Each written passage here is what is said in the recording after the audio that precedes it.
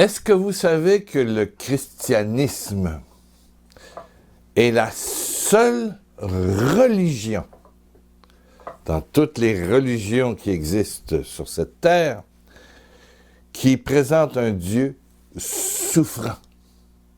Les autres offrent un Dieu sublime, en apothéose, etc., etc.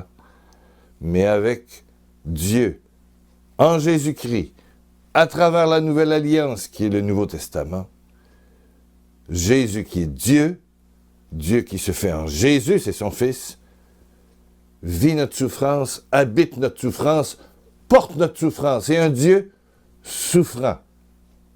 Ça, c'est de l'amour.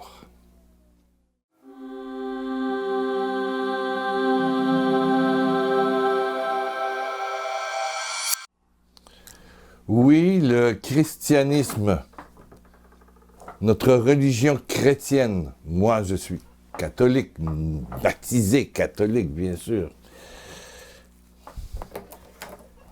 nous démontre à travers l'Évangile que notre Dieu en Jésus-Christ est bouleversant, bouleversant d'amour et de compassion.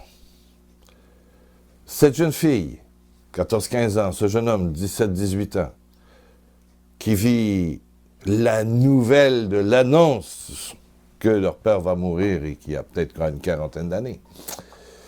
La mère pleure, les enfants pleurent dans le corridor, moi je passe, je parle de la prière. Mais je voudrais dire à tous ceux qui souffrent, la nouvelle, la bonne nouvelle, qui est bouleversante, c'est que en Jésus-Christ, on comprend que notre Dieu est un Dieu qui souffre avec le souffrant, qui se fait souffrance à notre place, qui épouse, qui est en osmose avec ta souffrance, la souffrance de la personne que tu aimes, que tu accompagnes. Prier, c'est vivre ce Dieu qui se fait pauvre avec les pauvres, petit avec les petits. D'ailleurs, dans les autres religions, on présente un Dieu en santé, un Dieu de perfection, un Dieu qui voilà. Alors que nous, il se fait l'agneau de Dieu qui enlève le péché, la maladie, les infirmités du monde, qui se fait immoler en croix, jugé alors qu'il n'avait rien fait. Et Jésus, tout au long de l'histoire du Nouveau Testament, il faut prendre le temps de lire si tu n'as jamais lu. Il faut lire, il faut lire.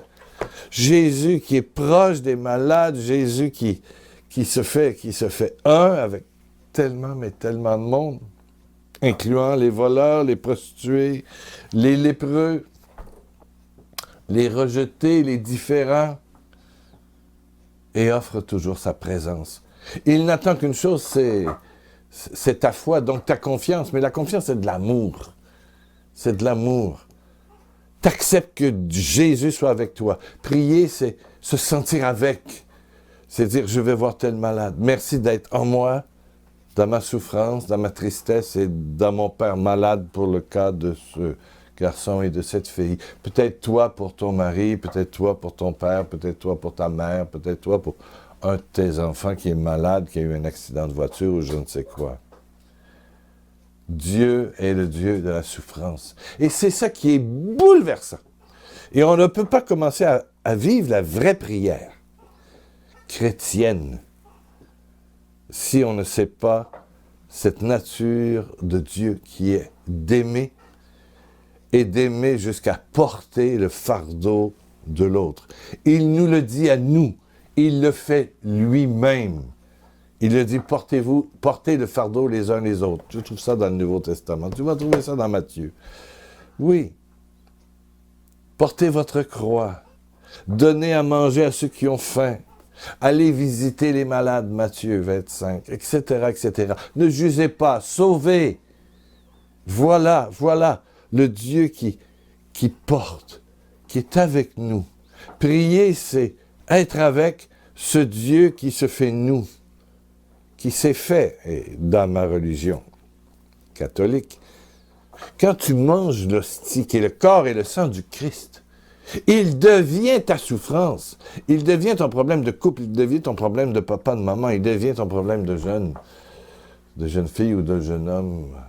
Il devient ton problème de stérilité. Tu n'arrives pas à avoir d'enfant.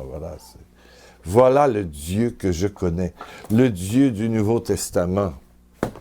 Qui est mort et qui est ressuscité. Sur la croix, c'est qui? C'est toi, c'est moi. Et dans sa résurrection, c'est notre victoire, c'est ta victoire. Comment prier? C'est d'abord réaliser qu'il est amour, mais pas un amour qui nous regarde de haut en disant « lui c'est un bon, lui c'est pas bon ». Non, c'est celui qui prend notre condition, qui va jusqu'au bout de l'amour, jusqu'au bout de la souffrance, qui apporte notre souffrance.